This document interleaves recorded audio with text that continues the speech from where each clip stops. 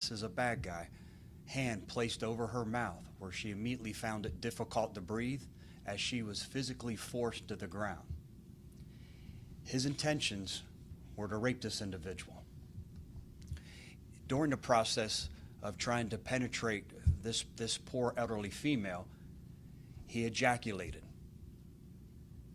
Our crime scene investigators, our detectives, have shown that this is a textbook case where science, technology, and good old-fashioned police work led us to identify him and led us here today, where we are happy to announce the arrest of Ron Smith, 42 years of age, with a date of birth of 8/27 of 1979. He's no stranger to violence. He has a criminal history of violence in the state of Texas and in the state of Pennsylvania.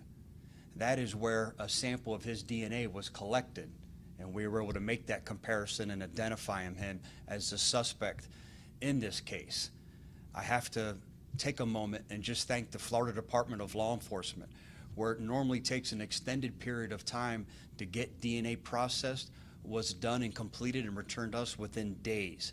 And this was a priority. We were worried, extremely worried, that this may be a serial rapist, and we didn't want one more female in our community to be sexually battered by this individual. We do know after his arrest that he was also placed under arrest during the time frame of this sexual battery that he committed, and the time where we placed him under arrest. He was arrested by the Tampa Police Department for physically attacking a female during a purse snatching down at Julie B. Lane Park.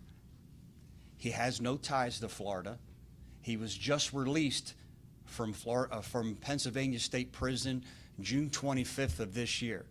We don't know why he's in our great state or in our amazing community, but his intentions of victimizing the individuals in our community ends yesterday when our detectives did a phenomenal job of tracking him down and placing him under arrest. This individual is back in jail. This bad guy is just where he belongs, in jail, and we'll do everything we can to make sure that's exactly where he remains. Any questions?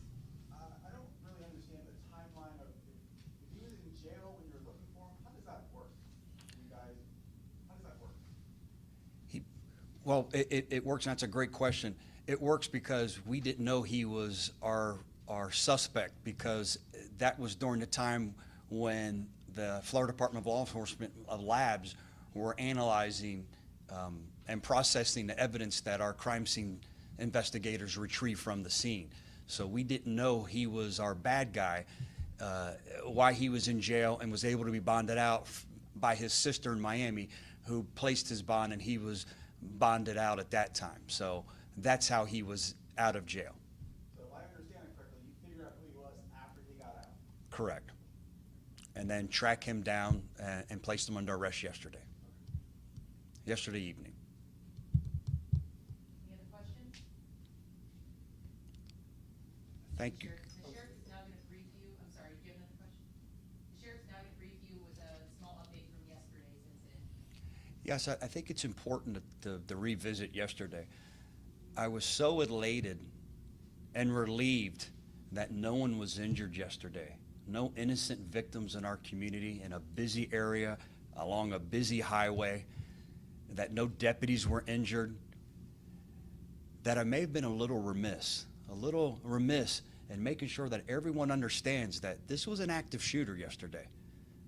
He had the intentions of inflicting injury, great bodily injury, even death on whoever one of those bullets struck. While we were processing yesterday's scene, we learned that this individual fired his firearm 72 times. That's 72 opportunities to kill or seriously injure someone in our community or one of those three responding deputies who, again, I don't know if I can properly convey in words how proud I am of them as they continued charging towards that danger, stopping that individual from inflicting that great bodily injury on anyone in our community. It's because of them that we can stand here today and say no one was injured. I will tell you that we know that he had at least 2 firearms.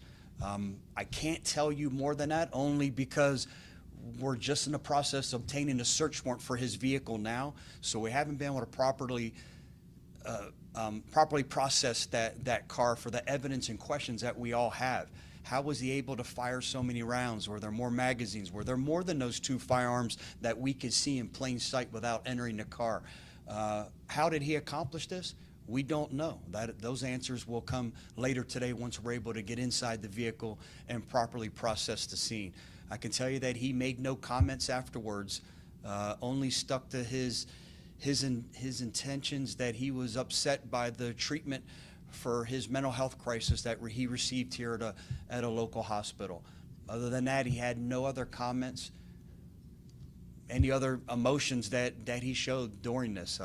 Again, I think this is a wonderful opportunity to take advantage of the body cam footage that our deputies have, and we're in the process of releasing that here shortly. That'll be out for the world to see again just how well these deputies did trying to de-escalate this situation.